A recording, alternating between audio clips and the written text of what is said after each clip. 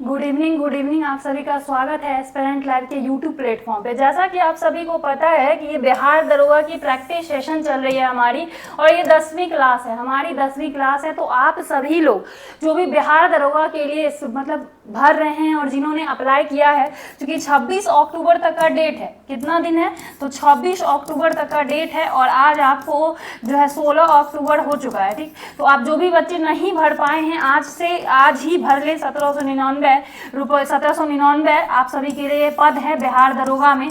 आपको भरने का प्राइस पता होगा कि सभी के लिए कितने हैं, तो 100 रुपये हैं। तो डेफिनेटली भरे, क्योंकि लास्ट मिनट पे जो है साइट काम करना बंद कर देता है। ठीक है, तो क्या, चलिए हम लोग सेशन की शुरुआत करेंगे आज के अपने पहले क्वेश्चन से। और मैं एक और छोटा सा आप सभी को बात बता दूं, आज भर के लिए सारा जो है हमारा बैचेज 99 रुपया का कर दिया गया। चाहे आपको बीएसएससी कार्यालय परिचारी है, रोजगार बैच है, बिहार दरोगा बैच है, और अगर आप कहें तो हम लोगों ने 2-3 पीडीएफ लॉन्च किया है मतलब बीएसएससी कार्यालय के लिए और जो है दरोगा के लिए। सभी का ऑफर प्राइस आज भर के लिए 99 रुपये। और ये क्यों है, क्योंकि आज जो है मेरा जन्मदिन है, और इसी के शुभ अवसर पर 12 बजे दोपहर से लेकर 12 बजे रात तक के लिए आज भर के लिए सभी बैचेज का प्राइस बस 99 रुपया कर दिया गया। तो डेफिनेटली जुड़े, क्योंकि पता है आपको किसी का प्राइस 299 है, किसी का 399, किसी का 499। और हाँ, दरोगा के बच्चों के लिए मैं बता दूं कि हमारा बैच ऑफर प्राइस में 99 चल रहा था, और आज ही भर के लिए 99 वो रहेगा, कल से 299 कर दिया जाएगा।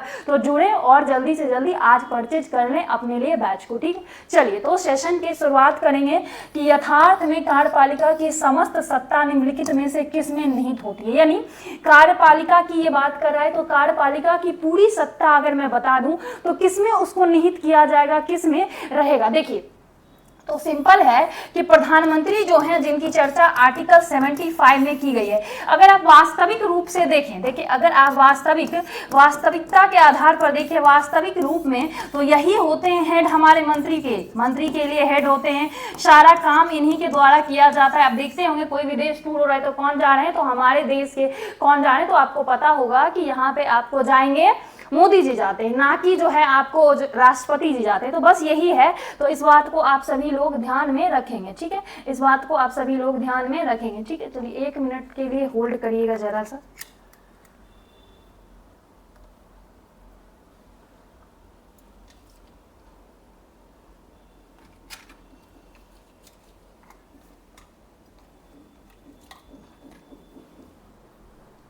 एक मिनट होल्ड कर लीजिएगा, थोड़ा सा जो है स्मोकी वाइब आ रहा है अंदर।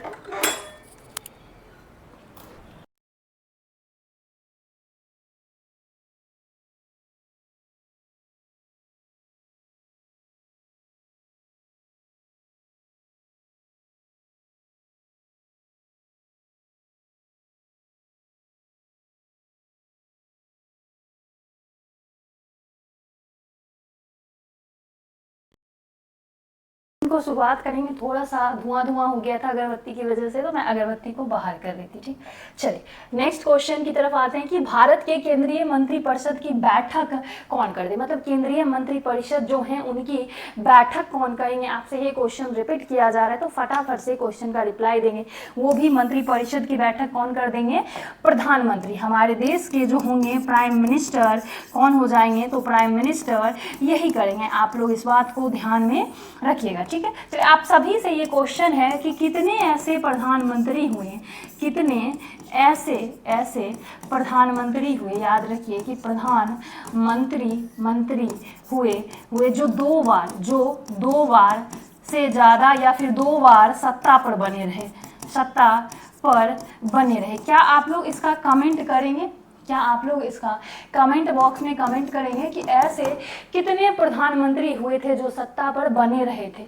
ठीक है, चलिए तो क्या मैं नेक्स्ट क्वेश्चन की तरफ आ जाऊं। नेक्स्ट क्वेश्चन कि मंत्रिपरिषद निम्नलिखित में से किसके प्रसाद प्रयत्न पर मतलब मंत्रिपरिषद किसके प्रसाद प्रयत्न काम करेगा भाई, तो राष्ट्रपति जो है जब तक चाहेंगे, प्रसाद प्रयत्न हो गया कि जब तक चाहेंगे तब तक मंत्रिपरिषद रहेगी। क्या रहेगी? तो तब तक मंत्री परिषद रहेगी, मंत्री परिषद रहेगी। तो यही आपको ध्यान रखना है कि मंत्री परिषद किसके प्रयत्न काम करेंगे? तो राष्ट्रपति के। कौन व्यक्ति मंत्री परिषद का सदस्य हो सकता है? ऐसा कौन सा व्यक्ति है जो आपको मंत्री परिषद का सदस्य हो सकता है? चलिए करेक्ट आंसर कमेंट बॉक्स में करिएगा क्वेश्चन नंबर 4 का। ये संसद का जो सदस्य होगा, मतलब मेंबर ऑफ पार्लियामेंट जो होंगे, याद रखिए कि मेंबर ऑफ पार्लियामेंट जो भी सदस्य हुए संसद के, जो भी सदस्य होंगे संसद के वो क्या करेंगे आपको? तो वो मंत्री परिषद में रह सकते हैं, मंत्री परिषद में आएंगे। तो इस बात को ध्यान में रखिएगा, ठीक है। चलिए नेक्स्ट आते हैं कि क्या राज्यसभा में मनोनीत व्यक्ति मंत्री परिषद का सदस्य बन सकता है? क्या राज्यसभा में मनोनीत जो व्यक्ति होंगे मंत्री परिषद के सदस्य बन सकते हैं? हाँ, बन सकते हैं। अब देखिए मुझे एक बात बताइए कि राज्यसभा की सीटें हैं कितनी? 250, जिसमें 238 आपको कहाँ से आती है बाबा? स्टेट से आती हैं, 12 आपको यूटी से आती हैं, लेकिन मिनिमम अभी जो है सीटें हैं 245 है, 245। ठीक, अगर मैं आपको बता दूं इसमें कि इसमें 12 सदस्य को कौन? तो राष्ट्रपति जी मनोनीत करते हैं, राष्ट्रपति जी मनोनीत करते हैं, याद रखिएगा, मनोनीत करते हैं। और आप सभी लोग ध्यान में रखिए, ये जो राष्ट्रपति जी मनोनीत करते हैं ये सदस्य क्या होंगे? तो ये सदस्य मंत्री परिषद के सदस्य हो सकते हैं। अच्छा, आप लोग मुझे एक और बात बताइए कि क्या जो है राष्ट्रपति जी मनोनीत लोकसभा में भी सदस्य को करेंगे? बिल्कुल, 2 सदस्य को वो कर सकते थे, बट अभी जो है 104वें संविधान संशोधन के तहत 2 सदस्य जो आपको एंग्लो इंडियन होते थे, एंग्लो इंडियन जिसको आप आंग्ल भारतीय कहते हैं, उनको हटा दिया गया। तो ये याद रखिएगा। अच्छा, यहाँ आपसे पूछेगा ये कौन से सदस्य होंगे जिसको मनोनीत करेंगे? तो याद रखिएगा कला के क्षेत्र से हो जाएंगे, साहित्य क्षेत्र से हो जाएंगे, साहित्य क्षेत्र से, समाज सेवा क्षेत्र से हो जाएंगे, और आपको विज्ञान क्षेत्र से हो जाएंगे। अब जैसे आप देखिए कला के क्षेत्र से आपसे हो जाते हैं कौन? आप एक्टर लोग को देख लीजिए, आप सचिन तेंदुलकर को देख लीजिए कला के क्षेत्र से। ठीक, तो इस तरीके से मंत्री परिषद के सदस्यों को पद की गोपनीयता शपथ कौन दिलाता है? मंत्री परिषद का जो भी सदस्य होगा, मेंबर होगा, उसको पद की गोपनीयता कौन दिलाएगा? राष्ट्रपति दिलाएगा। अच्छा, आपसे एक क्वेश्चन है कि राज्यपाल को शपथ कौन दिलाता है? शपथ कौन दिलाएगा? ये सारे क्वेश्चन मैं इसलिए लिख रही हूं ताकि कोई भी क्वेश्चन ना छूटे। दूसरा, आप मुझे बताइए कि मुख्यमंत्री जो हो गए, मुख्यमंत्री को कौन शपथ दिलाएगा? कौन शपथ दिलाएगा? तो ये भी याद रखिए, ये भी क्वेश्चन का रिस्पॉन्स करिए। ठीक, चलिए 2 क्वेश्चन आप सभी के लिए, दोनों क्वेश्चन का रिस्पॉन्स आई होप आप सभी लोग कर दीजिएगा कमेंट बॉक्स में। नेक्स्ट आते हैं कि कोई व्यक्ति संसद के किसी भी सदन का सदस्य हुए बिना केंद्र में कितनी अवधि तक? अरे ये मैंने आपको कल भी बताया है कि ये जो है 6 महीने तक। कब तक? जब तक वो संसद के सदस्य, मतलब संसद में वो मान के चलिए एमपी में आ गए, तो कब तक? तो 6 महीने तक उनको दिया जाएगा टाइम कि वो अपना जो है संसद के सदस्य बने। कितने मंथ? तो ओनली 6 मंथ। इस बात को ध्यान में रखिएगा। चलिए नेक्स्ट क्वेश्चन की तरफ आते हैं। मंत्री परिषद में शामिल होते हैं, मंत्री परिषद में कौन शामिल हो गए? क्वेश्चन नंबर 8 का करेक्ट आंसर बताइए। तो प्रधानमंत्री एवं अन्य मंत्री कौन हो जाएंगे? प्रधानमंत्री एवं अन्य मंत्री जो है मंत्री परिषद में शामिल होंगे, ना ही राष्ट्रपति ना ही उपराष्ट्रपति। राष्ट्रपति नहीं होंगे, उपराष्ट्रपति नहीं होंगे। तो ये तीनों क्वेश्चन हम ऐसे ही काट सकते हैं। ठीक है, चलिए नेक्स्ट आते हैं। देखिए मंत्री परिषद, काउंसिल ऑफ मिनिस्टर में केवल प्रधानमंत्री और अन्य मंत्री शामिल होते हैं। राष्ट्रपति और उपराष्ट्रपति मंत्री परिषद का हिस्सा नहीं है। राष्ट्रपति को कार्यपालिका का औपचारिक प्रमुख कहा जाता है और उपराष्ट्रपति को राज्यसभा का पदेन सभापति कहा जाता है। और इनको बच्चे सैलरी भी इसी बात पे दी जाती है कि ये जो है क्या है? तो राज्यसभा के पदेन सभापति होंगे, इनको सैलरी भी इसी बात की दी जाती है। तो ये पॉइंट याद रखें। कैबिनेट मिनिस्टर हो गया एक आपको, राज्य मंत्री स्वतंत्र minister of state with independent charge हो गया, और राज्य मंत्री मिनिस्टर ऑफ स्टेट हो गया। तो ये आप याद रखिएगा। मंत्री 3 स्तर के होते हैं। मंत्री आपसे पूछेगा कितने स्तर के हो जाएंगे, तो बेसिकली मंत्री आपको 3 स्तर के हो जाएंगे। कौन कौन, तो याद रखिए मंत्री जो होंगे आपको 3 स्तर के होंगे। वो 3 स्तर कौन सा है, तो आपको कैबिनेट मिनिस्टर हो जाएंगे, सबसे वरिष्ठ मंत्री महत्वपूर्ण मंत्रालय जैसे रक्षा मंत्रालय, गृह मंत्रालय, वित्त मंत्रालय आदि के लिए कैबिनेट बैठकों में। दूसरा, राज्य मंत्री स्वतंत्र प्रभार के हो जाएंगे। इन्हें छोटे मंत्रालयों का स्वतंत्र प्रभार दिया जाता है। कैबिनेट बैठकों में विशेष निमंत्रण भाग ले सकते हैं और मतलब इनको जब विशेष तरह से निमंत्रण दिया जाए राज्य मंत्री को, विशेष जो स्वतंत्र प्रभार होंगे उनको, और ये कैबिनेट मंत्रियों के अधीन काम करेंगे, उनकी सहायता करेंगे। मतलब ये बेसिकली इनके असिस्टेंट हो जाएंगे। याद रखिए कि ये इनके असिस्टेंट हो जाएंगे। क्या हो जाएंगे, तो आप जो सहकारी हो जाएंगे, सहकारी हो जाएंगे, असिस्टेंट हो जाएंगे, इस बात को ध्यान में रखिए। तो यहाँ पर 3 टाइप्स ऑफ मिनिस्टर होते हैं, याद रखिए। मंत्रियों में मंत्री परिषद में मंत्रियों की संख्या किस पर डिपेंड करती है, मंत्री परिषद में हम मंत्रियों की संख्या कैसे डिसाइड करेंगे। क्वेश्चन नंबर 9 का, तो मंत्रिमंडल से अधिक होगी। मंत्रिमंडल जो होगा वहां पर उससे अधिक हो जाएगा। मंत्री परिषद में कितने स्तर के मंत्री होते, अभी हमने देखा 3 मंत्री हो जाएंगे। एक हो गया कैबिनेट मंत्री, कैबिनेट मंत्री जब कैबिनेट में होगा तो आपको पता है एक राज्य मंत्री हो जाएगा, ठीक, और एक और राज्य मंत्री हो जाएगा जो स्वतंत्र प्रभार का होगा।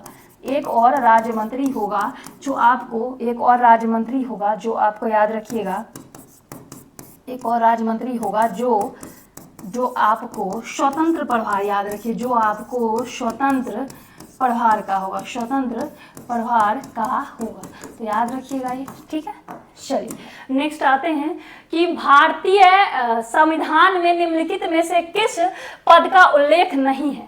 भारतीय उप प्रधानमंत्री का उल्लेख आपने कहीं देखा है? इसको एवे ही सृजित कर दिया गया, लेकिन हमारे कॉन्स्टिट्यूशन में नहीं है। इसको संविधान द्वारा कि प्राइम मिनिस्टर की हेल्प के लिए इनको ला दिया गया, इनका कोई पद नहीं है बाबा, ठीक है। चलिए नेक्स्ट क्वेश्चन पे आएंगे। नेक्स्ट क्वेश्चन हमारा कि उप प्रधानमंत्री की पद व्यवस्था कैसी है। उप प्रधानमंत्री अब तो हमने रख लिया, तो इनकी व्यवस्था पे भी हम ध्यान देंगे। तो इसका करेक्ट आंसर हो जाएगा राजनीतिक व्यवस्था से सुदृढ़ है। कैसे है, तो राजनीतिक व्यवस्था से सुदृढ़ है, ये आपको संविधान में नहीं है। भारतीय परिस्थितियों में उप प्रधानमंत्री का क्या होता है, प्रतियोगी होता है, मुख्य सहायक, साथी या मार्गदर्शक। देखिए ये सहायक होगा, अभी साथी तो हो नहीं सकता, ऑब्वियस सी बात है। ये इनका प्रतियोगी तो प्रधानमंत्री कभी नहीं होगा, इनका जो है मार्गदर्शक तो बिल्कुल नहीं होगा।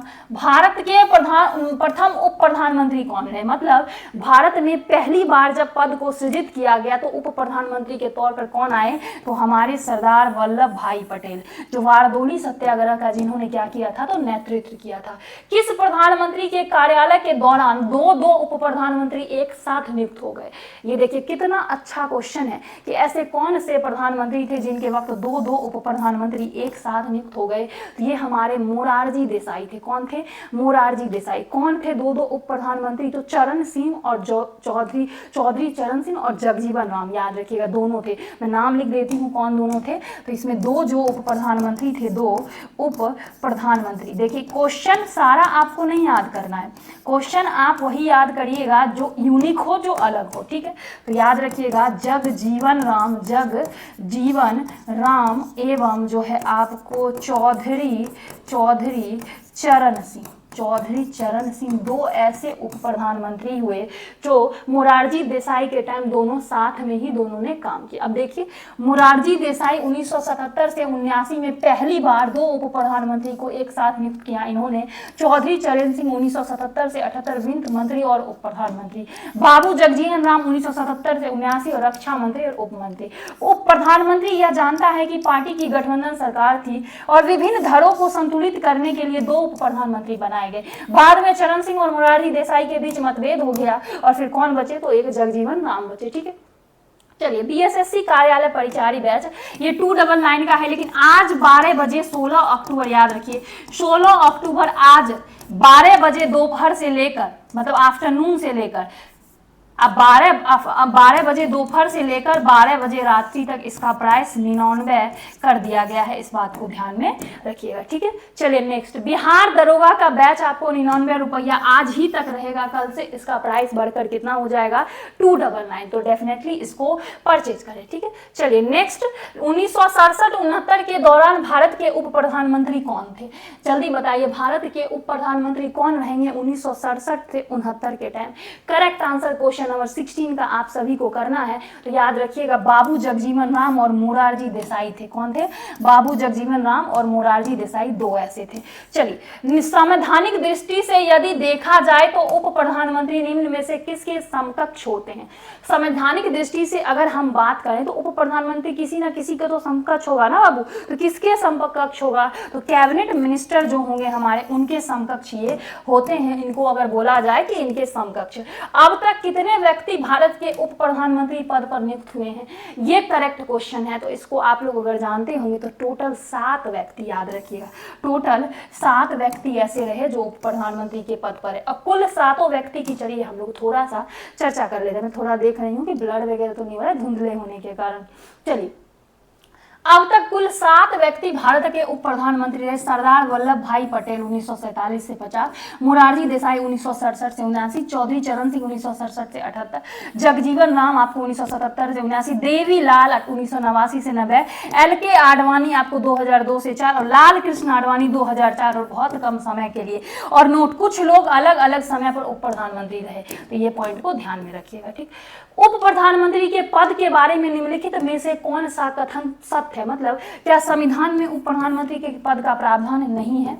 क्या संविधान में उप प्रधानमंत्री के पद का प्रावधान नहीं है परंतु संवैधानिक मान्यता है? संविधान में उप प्रधानमंत्री के पद का प्रावधान नहीं है और ना ही संवैधानिक मान्यता है। संविधान में उप प्रधानमंत्री के पद का प्रावधान है। क्या आपको कौन सा क्वेश्चन के साथ आप जाना चाहेंगे? तो याद रखिए, संविधान में उप प्रधानमंत्री का पद भी नहीं है और ना ही मान्यता है। ये राजनीतिक दृष्टिकोण से रखा गया है बाबा, हमने अभी देखा, ठीक है।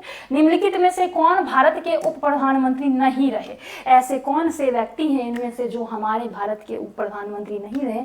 तो आपको पता होगा VD जत्ती। कौन है? VD जत्ती। ये कौन रहे थे? तो उप राष्ट्रपति रहे ये, लेकिन उप प्रधानमंत्री नहीं रहे। और याद रखिएगा, उपराष्ट्रपति का संविधान में मान्यता है। लोकसभा में गण पूर्ति कोरम पूरा नहीं होने की स्थिति में लोकसभा अध्यक्ष क्या कर सकता है?